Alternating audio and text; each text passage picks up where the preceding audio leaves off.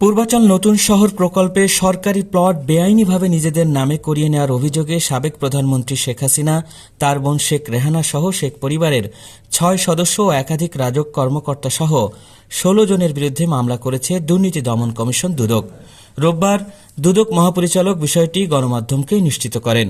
তিনি বলেন, শেখ হাসিনা ও শেখ রেহানা সহ ১৬ জনের নামে মামলা করেছে দুদক। এর আগে গত ২৬শে ডিসেম্বর এ বিষয়ে অনুসন্ধান শুরু করে দুদক।